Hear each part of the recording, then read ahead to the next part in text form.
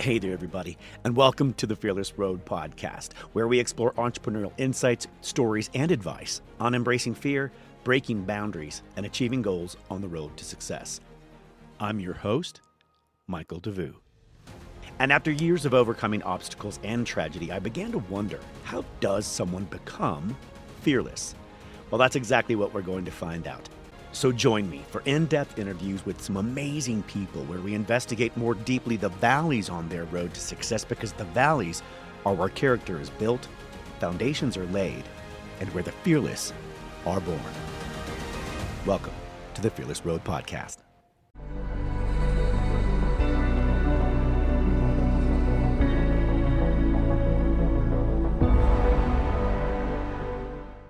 Hey, ladies and gentlemen, welcome back to the Fearless Road podcast. I'm your host, Michael Devous, and this podcast, this episode, I was going to say this month, because what's happening recently, by the way, I don't know if you realize, the Fearless Road podcast, we dive deep into longer, more personal interviews, one-on-ones. And because they're so long, I could split them up into mini episodes to share with the public and everything, so that I usually span that out over a month. And all I've been waiting for the opportunity, I haven't had a good youth on this show yet. And I've been very excited because I had spoken to this young lady last fall about her journey and what she was doing. And she was doing some incredible things in Europe already in the field of marketing and podcasting. And I was so impressed with what she was doing. I really wanted to get a chance to bring her on here so that you guys could hear a fresh perspective and a different journey, a very fascinating one that I think might resonate with you, especially if you love travel and if you love Italy for sure. So on today's episode, we have the incredible Catrin Skaperdas, podcaster, marketer, brilliant marketer, by the way. She doesn't give herself enough credit for this, and host of the new show, Italian for Sure, a podcast out of Italy that takes us inside the Italian culture and their mind, and some of the really unique things that they love to talk about and to do that we don't normally get to see on all those overly produced shows, which, by the way, I watch and I'm a sucker for. So let's welcome Catrin to the Fearless Road podcast. Hi, Catrin. Hi, Michael. Thank you so much for having me on, and thank you for that amazing introduction. Of course. You've fascinated me since, of course, the first time we connected for the Maria Faya interview. That was I think we recorded last fall. And I was so fascinated with your energy, your spirit, what you were doing.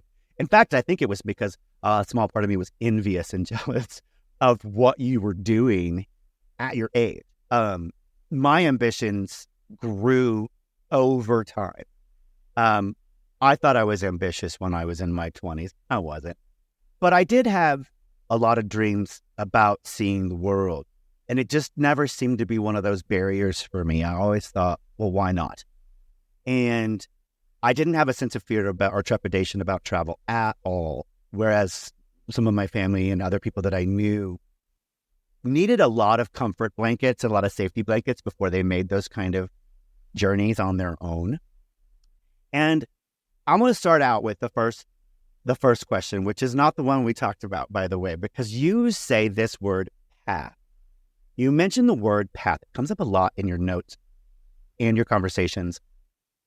You've been focused from a very early age on a good path, a correct path, a right path. Not because it's a structured thing, but more because it's a journey and a discovery thing for you that I felt like really resonated. What is path, developing a path, finding the right path for you look like? And what does that mean to you? That's a great question.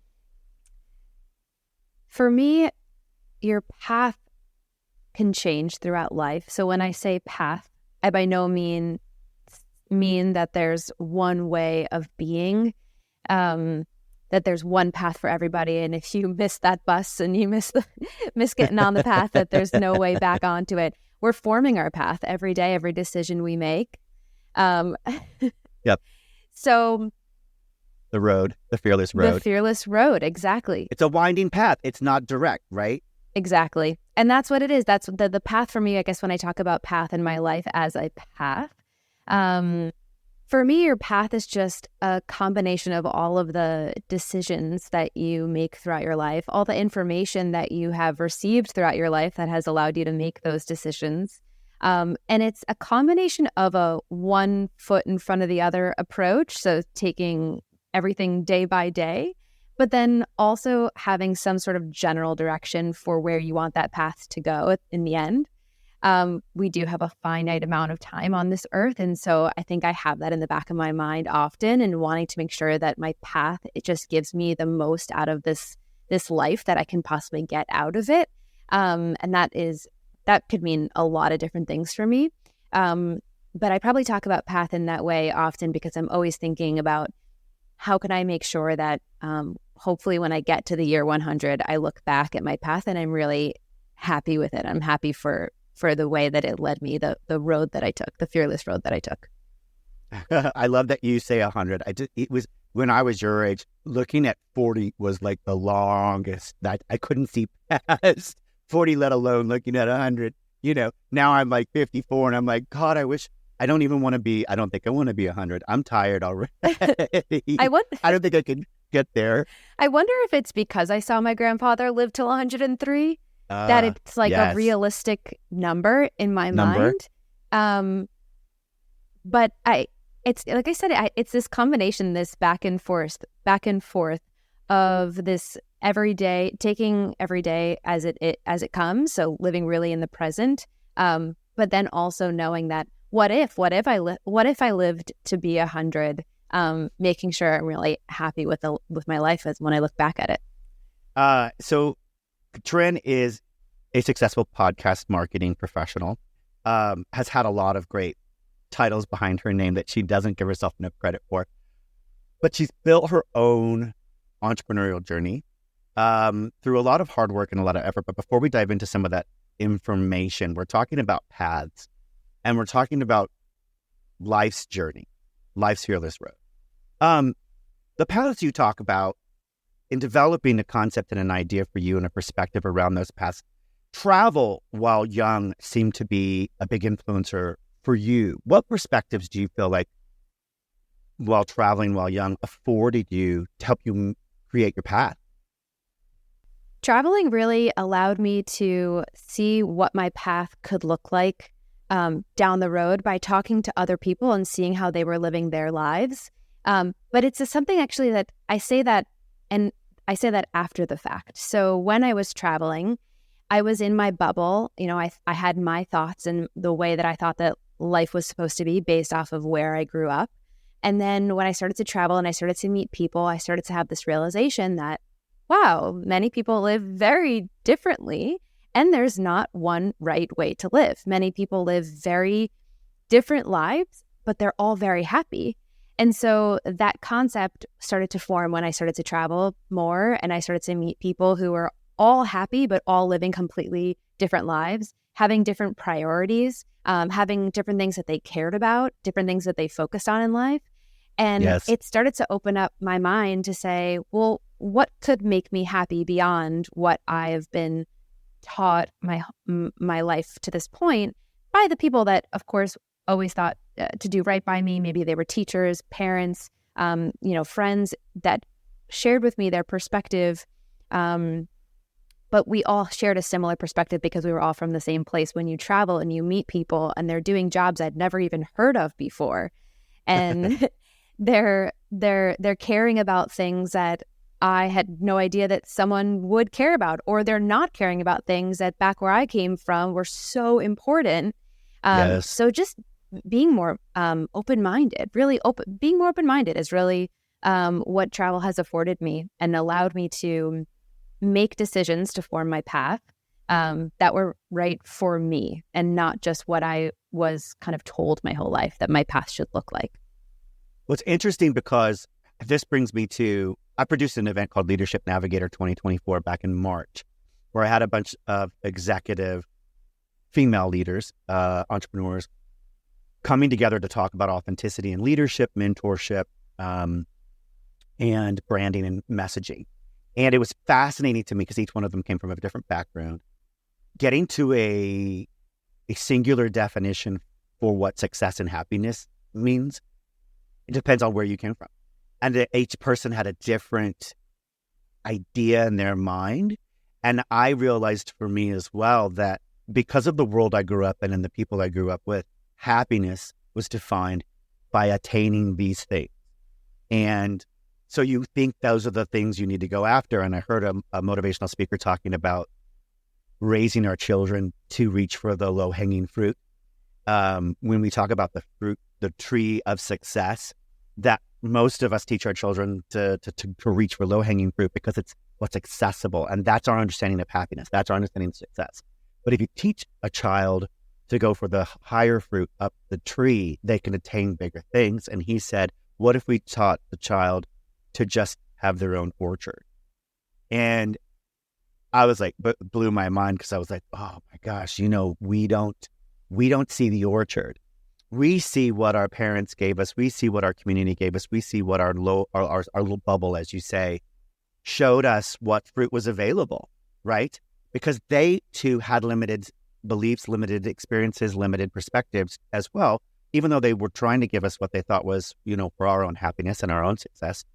But if you get outside of that, like you did with travel, you begin to see that everyone's tree has different fruit, that there's so many different options out there. And I love that you were able to have that new perspective afforded you the opportunity to sort of look at reinventing your path and your journey at a very young age. Thank you. I appreciate that. I mean, I did have to go through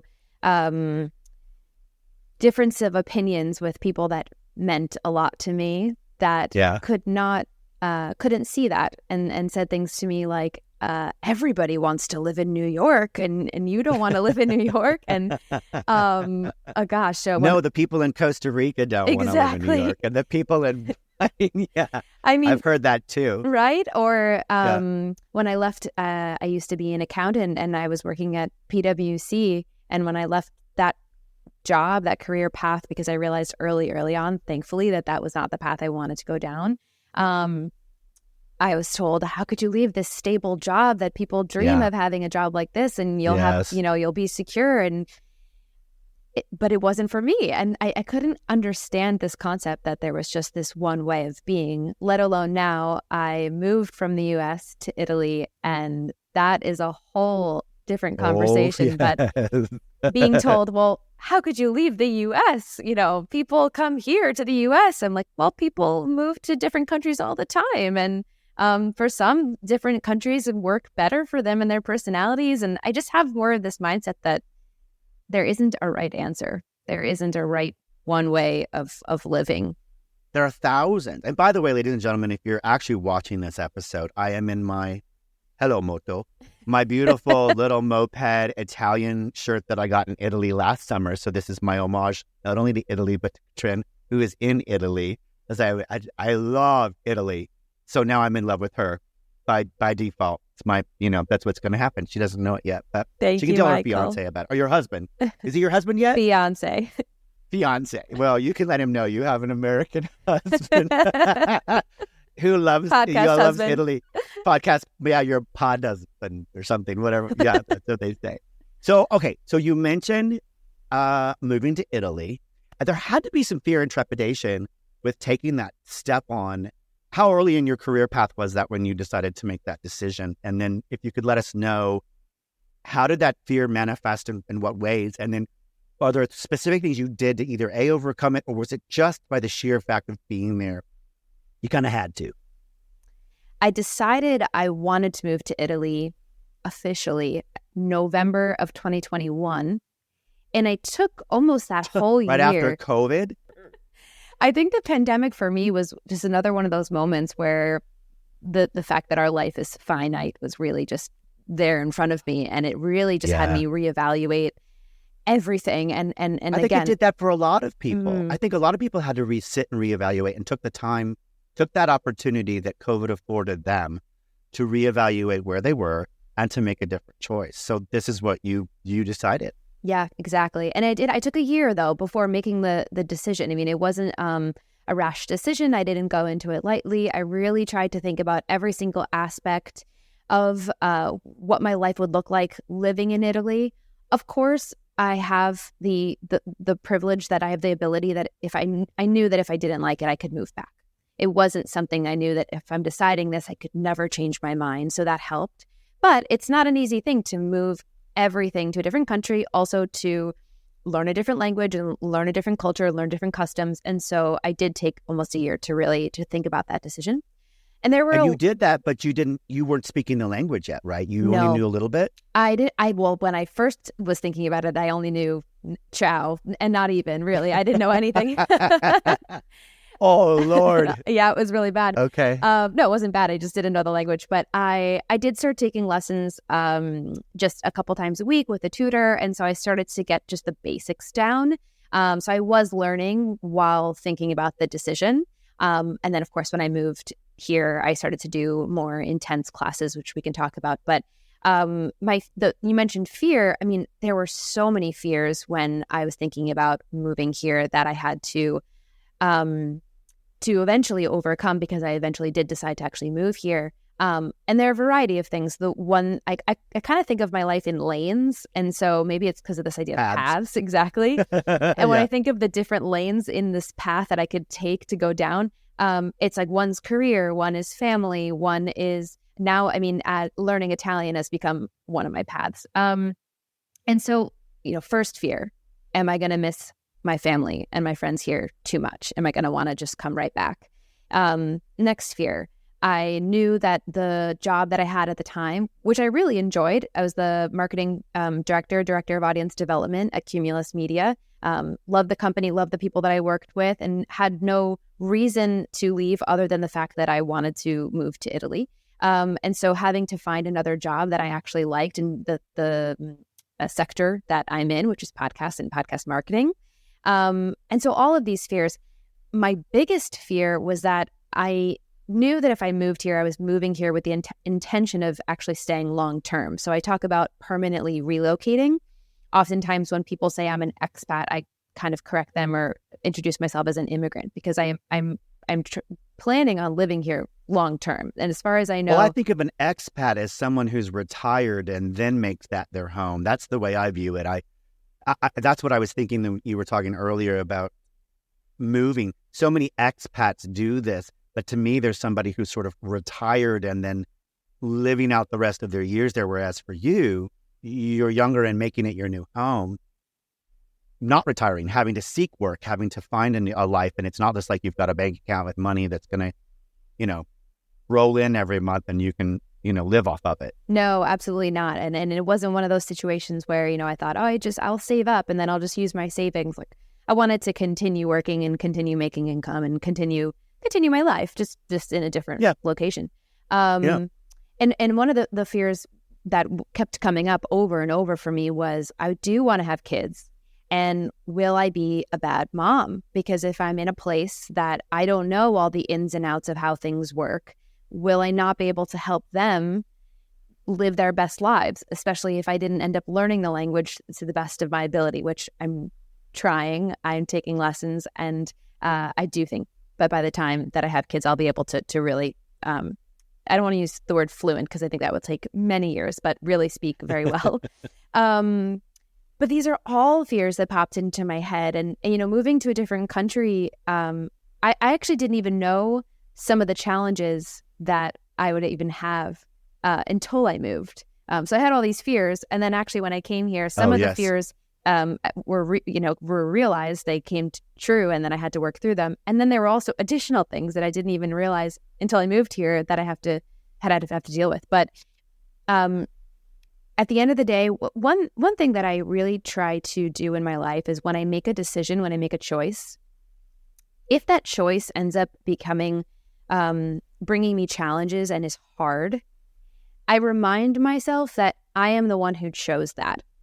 And it helps me keep a positive outlook. So instead of when I was faced with all these challenges when I moved here, essentially it's like being a child all over again. I had to relearn how to do grocery shopping because I remember your story talking about it's funny when you describe your experience in the grocery store, because we have a grocery store called Central Market in Texas, where that's exactly what you do in the produce section. You have to go get your fruit, your produce or whatever. You have to weigh it. You have to get the little printed sticker for it, put it on your own stuff, then bring it up to the front. And it became a thing, like a cute thing that people did at Central Market, as opposed to for you in Europe, you're like, wait, I'm supposed to bag and tag my own stuff. I had no idea. I went up to the front with my I think I just wanted like an apple that day, and they were like, oh, you have to weigh this and put a sticker on it. And I'm like, oh, okay. But I had to go through all these challenges. But the good thing is when I remind myself that it was my choice to move here, and knowing that there would be challenges like those, it allows me to keep a positive mindset and to say, okay, I knew this was going to happen. I knew I was going to have to work through some challenges. There is a light at the end of the tunnel. And so that's helped me a lot. And then getting through some of these fears, like when I first moved here, specifically, I'm in Milan, Italy. The easiest way to get around, for me at least, is riding a bike. Now, I know how to ride a bike, but where I come from in the U.S., it's more of what they would call here a countryside. So I'm from Long Island. It's not, I wouldn't call it a countryside. People in Italy call it a countryside, but it's not a city. And you don't ride your bike, you get into a car and you drive places. And so I hadn't rode a bike in a very long time. And here, now I had to learn how to, get back on a bike, let's say, not learn how to ride a bike, but learn how to ride a bike next to cars. Learn that if on small streets or big streets, but big for Italy, for Milan. But navigating if the parked car on the side opens up the driver's door and that's unexpected, to not veer into traffic. It's better to just go into the door, or to get the good lock, because when you park, you have to lock your bike. But make sure that the pole that you're using to lock your bike doesn't come out of the ground, because sometimes that's a little trick. So and it's all these things. And I think that this is something I've done in my life with other things as well. Like I ran the New York City Marathon. And when I do hard things and I get through them, like I got through riding a bike in the city, it helps me get through these other things, like learning how to grocery shop, learning XYZ. I can't think of other examples right now. That if I can do that first hard thing, I can do all these other hard things. And I need to push past the fear. Even when I was on that bike, crying, heart racing, feeling like there's no way I can do it, pushing through, knowing I can do it. And then when I do it, the rest of my challenges seem lighter, if that makes sense. Well, so this is one of the things that I talk about often. It's a statement that I make often, which is specifically with entrepreneurship, when we announce to the universe that we want to do, have, or be something other than who and what we are today, we are telling the universe we want to grow into this next great version of ourselves. We want to step into this next version of ourselves, the most authentic version of ourselves, because we see an opportunity there. Well, when you do that and you announce to the universe that you want to do, have, or become something other than who you are today, it comes with those challenges. You are inviting the opportunity to grow, which means it comes with those challenges. And I say, you can't go into Gold's Gym and say, I'm inviting the opportunity to grow muscles, but you're not going to pick up a weight. That's not how that works. Exactly. And the bigger the dream, the bigger the thing you tell the universe you want to have, by the way, those challenges are going to come. And the fact that you already accepted that you made this choice, owning responsibility for the choice that you made to step fully into that experience, number one. Number two, that it would come with these challenges. Some you might anticipate and others you wouldn't.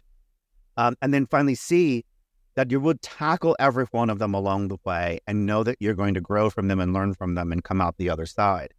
Having that mindset, I think, is, well, first of all, I think what putting yourself in those experiences, by the way, builds neuroplasticity.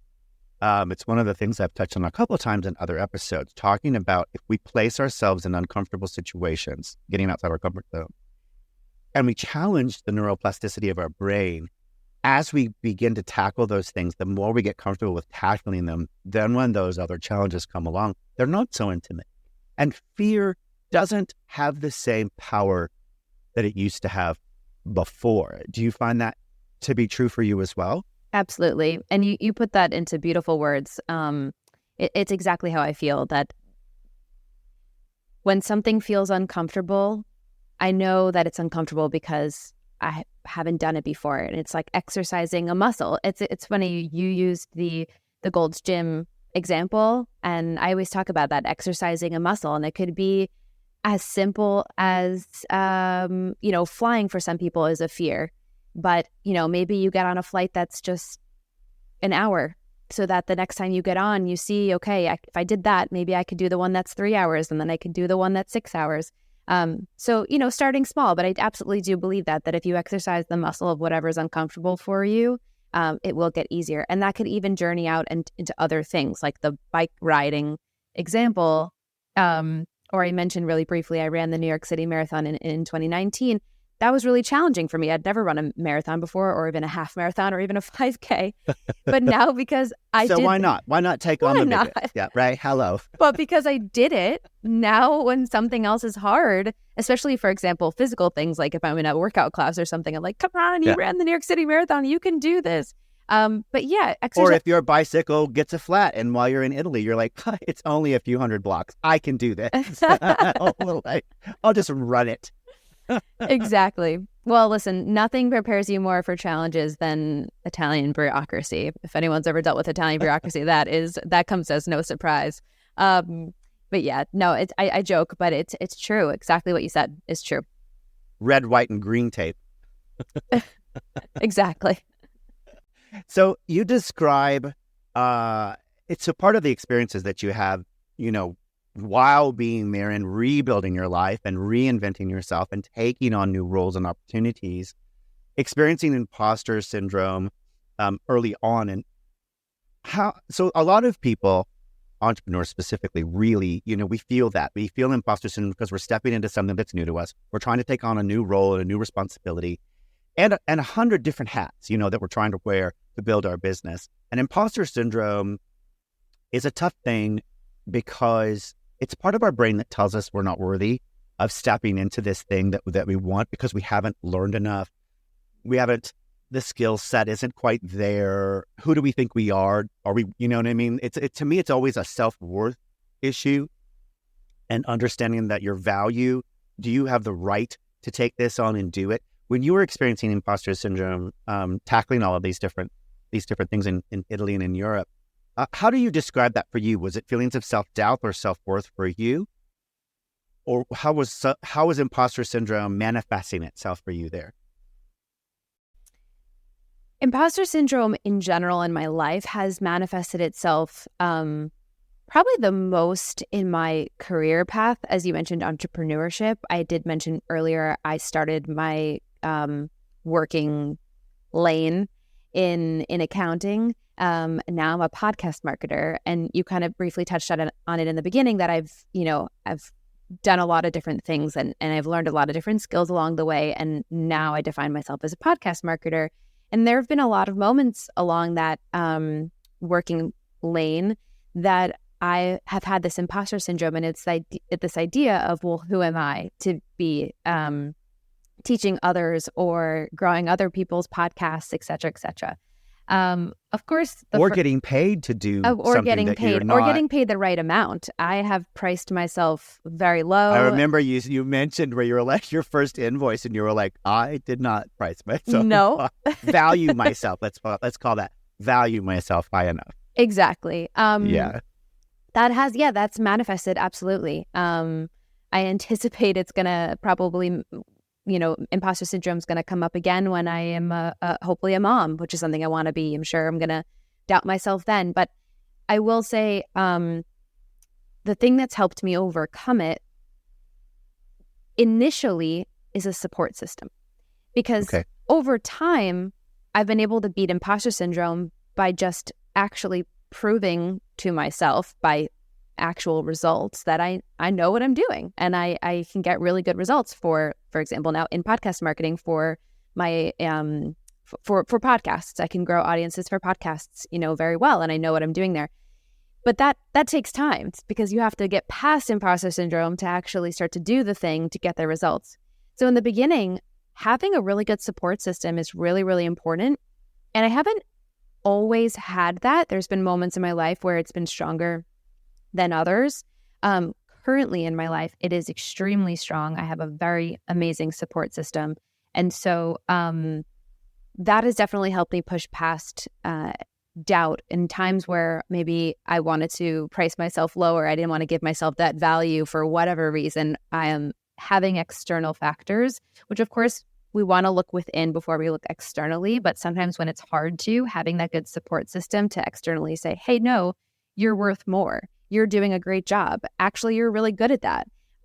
Helps a lot to kind of push through those initial first moments of doubt. And then I think just something that really helped me was continuing to practice and learn my skill and my craft. So I'm always learning and trying to be better at what I do, so that I can't doubt myself. I don't have time to doubt myself, because if I'm not actually doing the work, I'm learning how I can do it better. And so I was going to say, can you give someone else some tips and tricks, which you just did?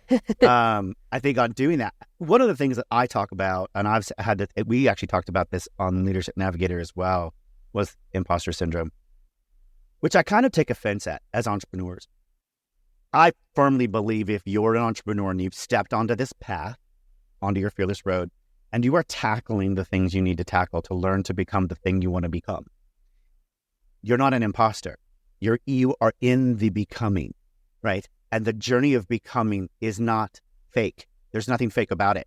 Every step you take, every stumble, every struggle, every obstacle you've overcome to get there is part of a journey to become the thing that you're claiming you want to step into and to be. That journey is no less valuable than having attained the actual title. And to me, to suggest that it's imposter behavior, it's not fair, and I don't like it. And I'm trying to reframe it for all of us, because I feel like if you're genuinely becoming an entrepreneur and you're stepping out onto a path just like you did, not only are you stepping out onto a path, you're stepping onto it outside of your own country, in a whole new country, learning a new language, and taking on a new set of roles and responsibilities, using those skill sets that you already are passionate about to develop a career. And I honor you and I admire you for doing that and now role modeling it for others. So congratulations. You were not an imposter to me. Thank you so much, Michael. Your words are very kind. And I love your work to try to rephrase imposter, because it's true. Nobody just, was born as a successful owner of a successful business or a successful painter. We all have to take a path to get there. And I think actually a podcast that really helped me in general was How I Built This with Guy Raz, and all the episodes that came out where, the one that stuck with me was Dyson. And Dyson wanted to create this new vacuum, and everyone was like, who are you kidding? Hoover Why? has the vacuum market. Like, you're never going to be bigger than Hoover. Yeah. And then he did. And I think there's more to that story. Like, he got kicked out of his own company because he had at that point he didn't own 100% anymore. And they really thought like, this guy is nuts. And but he did it and he pushed through. And now everyone I think knows what a Dyson is. If you don't, they sell vacuums and hair blow dryers for your hair and other accessories. But yeah, it's taking in information, like you said, like you want to help people with this podcast. This is amazing that you're doing this podcast, because hopefully others can hear this and have a light bulb moment that, oh, shoot, I'm feeling imposter syndrome, but actually I'm just on my path, and it's okay, and I'm just going to work through my path to keep getting better, and eventually I won't feel this way anymore. So, well, let's dive into podcasting. I love that you're passionate about that, and I love that you not only were you passionate about helping others bring their message to market and really create better impact, which I might actually, offline ask you for some help and some ideas on how to get more listeners for me. Sure. Now that you do it so well.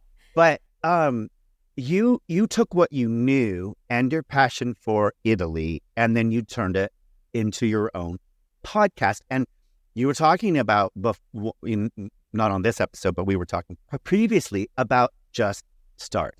Now, this is fascinating to me because when I was learning to do my motivational speaking, when I was learning to do my coaching and consulting, when I was learning to create a number of different things over the last 2 to 3 years for my entrepreneurial journey, do you know that the number one piece of advice I have seen and heard written down in almost every single course and class that people say is to just get started. It doesn't have to be perfect. Doesn't have to be good. Just get it going. And that very act of energy, that very act of just getting started does something for us as entrepreneurs that's different from other experiences. Can you talk a little bit about, we'll get into that, like what you did to just start, and then we're going to talk about Italian for sure. Absolutely. So I got the advice to just start when I was thinking about my podcast idea, and I had been thinking about it for so long, because what I was doing was I had gotten the equipment at this point. I'm not a podcast producer, but I learned a lot about podcast production. I imagine. I had, reached out to the guests I wanted to talk to. I had planned the episodes, the episode outlines. I had done, all of the things you're supposed to do when you're starting a podcast. Or I shouldn't say supposed to, but typically you do when you're starting a podcast. And I had even thought about, do I want to do audio only or video and audio? And there was so much planning going on. And I guess I'm a perfectionist in that I really just wanted to get everything perfect before it went out. And probably there was definitely fear of knowing that this product that I was putting out into the world is something that people would then know and be able to listen to and judge me for. And I don't say that in a bad way. It's just naturally we do that, right? We listen and we consume things, and then maybe we have a thought about them. And so I wanted to make sure it portrayed my best work and my best ability. But that thought was just rolling, and it wasn't helping me get started. And I remember being at a podcast event here in Milan, and somebody from a podcast network here just said those two words to me. They were like, just start. And I don't know why. Maybe other people had even said it in the past, but when he said those words, just this person that I'm connected here through podcasting, I was like, okay. And maybe it was because I really was ready at that point. I mean, really, I had gotten everything prepared and ready. So there really wasn't anything that I left to do. But, but I think for me, what just start meant was, it doesn't mean start with absolutely no plan. I do believe that, you should probably think a little bit and plan. But if you're getting held back by trying to make sure that everything is absolutely perfect before you go ahead and launch the thing. So for example, with podcasting, it's putting it out for other people to listen to. Just put it out. And especially with something like podcasting specifically, because it's usually a long journey. Long journey, exactly. A long path, a long road. When you put out a podcast, unless it's a series or a fiction or something like that, the style of podcast I'm doing, I plan on doing for many, many years. And being in the podcast industry, have heard other podcasters, I've heard their first episode and I've heard their 100th episode. And it's often very different. And listen, I'm not sitting there going, oh, but their first episode was so bad. It's like, well, that's not what I'm thinking. I'm thinking, how great it is now, or how great that they started, or how great that they decided to even take the journey, because it's as you mentioned before, that it takes confidence to go ahead and start that journey. So I think I really just had to think about what advice I would give to someone else. And so when that person said just start to me, I was like, that's advice I think I would give someone else that was in my position. And so I said, okay. And I think I ended up scheduling. I put a date at that point. I said, okay, it was May. Yes, on the calendar. May 1st. I was like, that is the day that the first episode is going out. The trailer was out a month before, and I stuck to it. And now I'm so happy. And I had learning curves. There's some video that I can't use because I cut my head off, and there's other times where I remember when you were trying to do B-roll with your phone camera, and I did exactly the same thing. I thought, I'm going to get B-roll from the left side, and I'm going to do this, and da-da-da-da-da. Then I go back and look at it. It's like, you could see half of my nose and my face. And I was like, darn it. Yeah. So, that's the one video, my camera completely dies half the way through. So it's like, I had to go. Who hasn't experienced that? The art of finding the permanent battery pack or the power source. Well, now I to plug it continue in. to I've roll. learned. I plug it in. Plug it in, plug it in. It's not just air freshener, folks. It is actually good advice for your camera. For your camera, for your video podcasts. Yes. But I think it was also acceptance that it doesn't have to be perfect, and it doesn't, even 100 episodes later, it doesn't have to be perfect. And especially in the podcast industry specifically, things are constantly evolving. They're constantly changing. There's new technology. There's new best practices. Now we're doing video. Before we were just doing audio. So I think I had to get out of my own way and just start. And I give that advice to anybody. If you're at a point where you've already done the planning and the plotting and the thinking, and you're like getting close to releasing the product, and for some reason you just can't press the big green button that just puts it out into the world, set a date. Make sure everything's ready, set that date, and get it out there, because it's going to be great. It's going to be fun. So you just gave us tips about overcoming the fear of launching.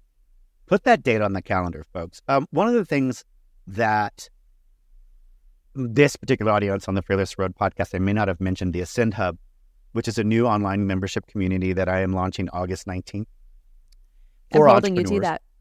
I am. Well, I am. No, it's good. So it's aspiring entrepreneurs, mentors, leaders, people who are looking for a community of individuals and resources to help guide them on that particular journey.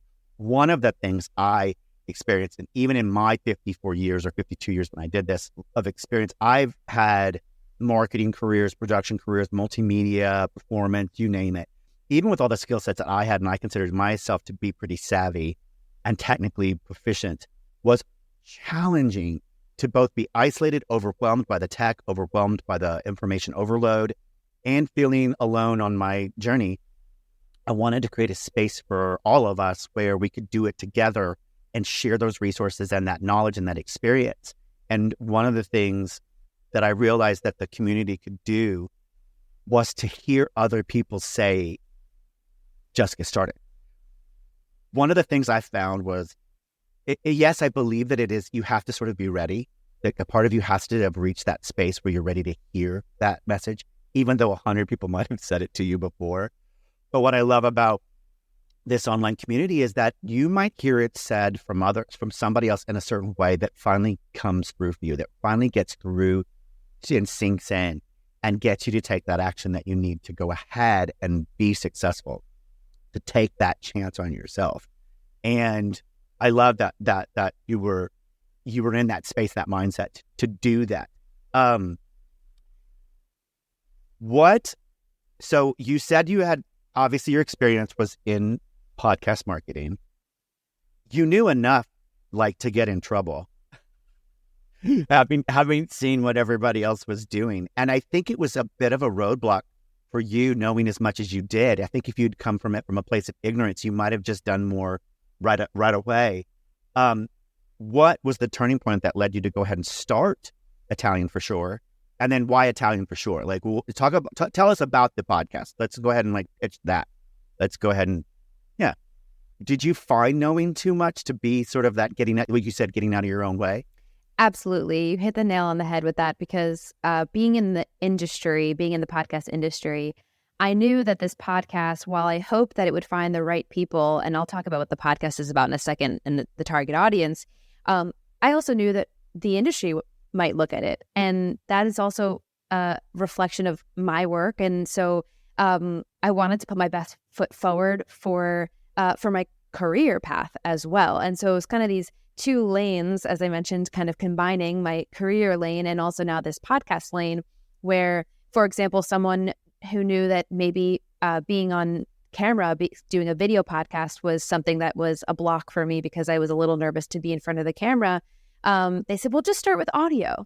And I said, no disrespect to people who are starting with audio, but all the podcasts that I'm working with now are all getting set up for video because that's the direction that we're going in the podcast industry. Thank you, YouTube. And so it just, I couldn't do it because being in the industry, I said, how can I go out with an audio only podcast now, knowing what I know, as you said?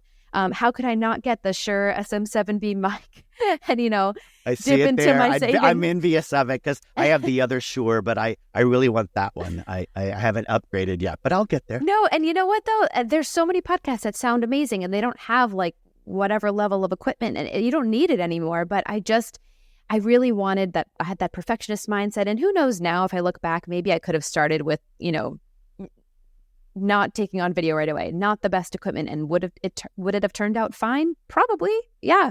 But these are all just things that I think I had in my mind because I work in the industry. Absolutely. But don't you think that the audience is also way more savvy nowadays, and their expectation level of performance and product quality of production has increased as a result of better quality stuff coming out all the time? Like back in the day, 5-10 years ago, you could tolerate a poor quality podcast because it was a podcast. You're like, well, they're not supposed to be, and they're not overproduced, and they're not done by the big studios and things like that. So for us, I think our expectation levels were much lower. And nowadays, I think it's much higher. Absolutely. Someone said to me recently, oh, hey, I listened to your podcast and it sounds like the other podcasts that I listened to from some network. I won't even, mention names. It doesn't matter, but it was like a highly produced, a network that probably put a lot of money and resources behind that podcast. And it's interesting that was the kind of compliment that they wanted to give me. And it was for me because I'm in the industry, and I said, thank you. And I've gotten compliments on my setup when I went and did a recording here at the Spotify office with someone there. And I brought all my equipment and I set it up, and they said, wow, this is one of the most professional recording setups that I've seen. And so it's these things that I think are coming from the fact that I'm in the industry, not necessarily just because of what I want to do, what the podcast is about. Which I'll tell you. Yes, let's segue. Ladies and gentlemen. So the podcast is called Italian for Sure, as we mentioned before. The overall mission of the podcast is to help spread accurate information about Italian culture. It's in English. Target is Americans who maybe they have, maybe their ancestry is Italian, or maybe they are just fascinated by Italy, as many are, or they studied abroad in Italy, or new fan, or maybe they want to go to Italy, and so they want to kind of get like a guidebook of the culture before they go. The idea of Italian culture in America is sometimes skewed because we have this strong Italian American kind of called subculture, and so there's this sometimes there's misinformation about what is actually Italian culture and what is Italian American culture. And so part of the mission is also to kind of create that divide and to say, okay, this is actually Italian from Italy culture. But I didn't feel it was right for me as an American to just start a podcast where I am talking about Italian culture just alone by myself. And so I thought it was a wonderful opportunity. This is the beauty of the format, to interview Italians and to say, hey, this is what I've noticed as an American, maybe a difference. And then we talk about that part of Italian culture because it's the perspective of something that an American would find interesting because I'm noticing that difference. And then they talk about it. And, I've talked to Andrea Quadrio Curzio from Cuci Terme, which opened up in the U.S. It's now rebranded to QC Spa of Wonders in New York. If you're ever in New York on Governor's Island, there's QC Spa. So I've talked to, founders of big companies, international companies. And then I also, I'm talking to street performers, and I'm talking to everyone in between. And I'm talking to people from Milan and Rome and Sicily and all different regions. There's 20 regions in Italy. Those were not the names of regions, so just don't come for me if those are names of cities. But yeah. But I had this mission and desire to start this podcast. And I've been thinking about it now probably for 2 years because I was writing down every time there was one of these interesting cultural differences, I wrote it down in a note.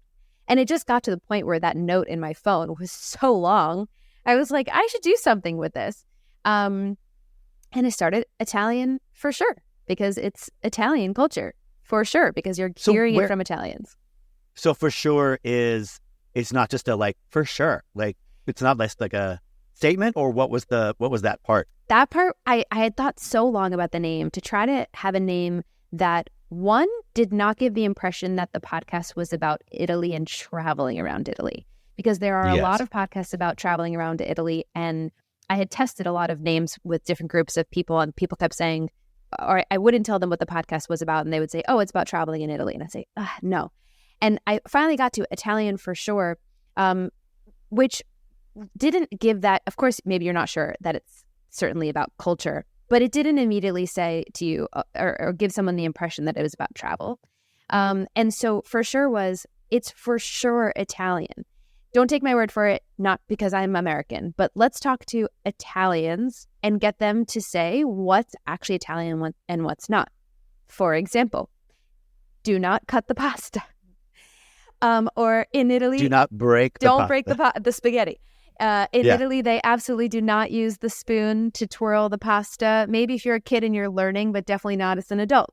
No, and then we really go beyond the stereotypes. And that's another thing. I really wanted to have conversations that go beyond pasta and pizza and Vespas. We have fun talking about those things, but then we also talk about a lot of various things. I mean, recently in the episode that I released last week, we talked about silence. So in Italian culture, especially in the north, because often it does vary between north and south, and we always talk about what region or what area of Italy we're discussing. But especially in the north, Italians have this way of being where they're comfortable being with others, but in silence. And what I mean by that is, as an American, I noticed that often we talk over each other. Someone ends a sentence and someone immediately starts talking. Like there's no silent gap in between talking. In Italian culture, from what this person was describing and also from what I've noticed, there's more silence and just being. That's an activity. That's an activity to just be with somebody in silence. It's hard to describe, but this is exactly why I'm not the one describing it. You can listen to the episode and hear an Italian person describe it. But we talk about a variety of different things, and it's a really, really we have a lot of fun. It's a mix of educational because you're learning about another culture and entertaining, and it kind of full circle back to the beginning of this conversation here on this podcast about opening your mind by learning about different cultures. And if you're unable to travel as much as you would like, because it's not always easy for everybody, now we have these other ways of learning about different cultures and different ways of living through podcasts or through social media or the internet. And so it could be a way also just to learn something that you didn't know before and have that fun party fact when you go to a party and you're the one that knows that cool thing about Italy. And I would concur, ladies and gentlemen, if you have any fascination whatsoever with Italy, if you haven't been yet, listen to Italian for sure. It does give you an incredible, insightful viewpoint into some of the ways to appreciate Italy and all its nuanced experiences. I think what we get as travelers, especially if we're going to Italy, is we get the car ride conversation, we get the taxi viewpoint, or the hospitality individual at the hotel who's sharing those things. But it's really not what I would call local. And I feel like they give us what we want to hear. Yes. And if you get outside of that pat response, if you will, and you get to see the countryside and you get to experience the people, Catrin's show actually shares with you some of those things you might not hear, most likely won't, if you're just visiting inside the city centers and you're in the most traveled, Americanized, if you will, spaces in Italy, which they are for sure in almost every part of Europe. There are American centers, Americanized experiences. And it's really, I think, valuable to get outside that.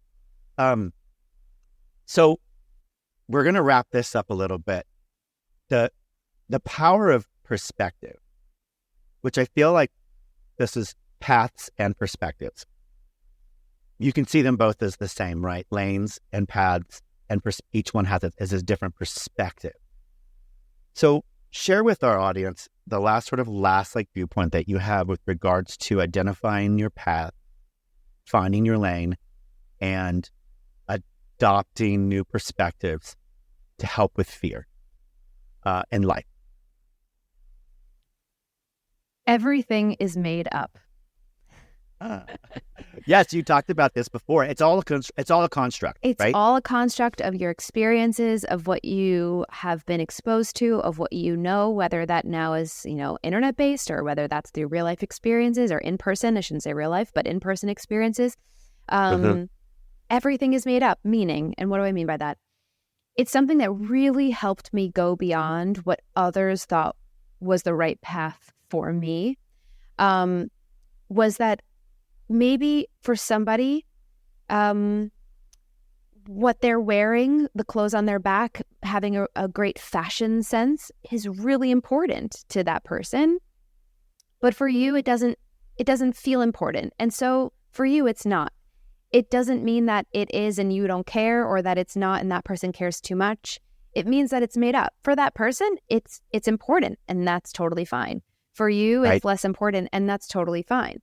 You have the ability to move to a different country and you want to try moving there, and someone tells you, well, how could you leave the country that you're from because, it's better, or whatever they might say. For that person, that might be fact. It is a better place to live for them, but it is not a better place to live for you. And so it's trying to remove all of these opinions and judgments and trying to understand what you actually want. Like, almost instead of figuring out who you are, thinking of like peeling back the layers of an onion to find like who you've always been, but has the opinions from other people kind of blocked you from taking the path that you actually wanted to take. So my advice would be, keep that in mind. Everything is made up. Continue to expose yourself to new experiences, new perspectives. Talk to people. I would say to strangers, but in a safe way. Just talk to people. Learn new things. Or listen to Italian for sure. You can hear strangers on her podcast. Exactly, in a safe way from your living room. In a safe way, exactly. Learn about the authentic, how to find an authentic restaurant in Italy and not be worried that someone's going to attack you. No. So it's really that, I think, would be the best advice that I could give is just really keeping an open mind. But to form an open mind, I think the easiest way to do that is to just keep taking in other perspectives so that you can understand what resonates with you and try things. If you go down a path and you find out 5 years later that working path, that language path, that relationship path, that whatever path actually wasn't the right way to go, turn around, go a different way. You can adjust as you go down the fearless road. It's not fixed. Well, and speaking of, where can if people want to find out more about you and what you're doing, the great Catrin Skaperdas, I have this dyslexic thing that's going on. Share with us where we can find you. What are your handles? What are your at mentions? Sure. So it's ItalianForSure.com. If you want to go to the website, and you could find all of the links to the different podcast platforms. So ItalianForSure.com, on YouTube, Italian For Sure channel, on Instagram and TikTok, Italian For Sure is the handle. On all the platforms, you can just look up and search Italian, for sure, and enjoy the podcast. Well, Catrin, thank you so much for sharing your journey, your fearless road. Thank you for having me. You've enlightened a lot of us on some things. I think that we can make some really great points, which is, ladies and gentlemen, if you are in a place where you're wondering, you're thinking about getting started, and fear or the idea of what other people's opinions about your actions might take some advice from Catrin today. Get started.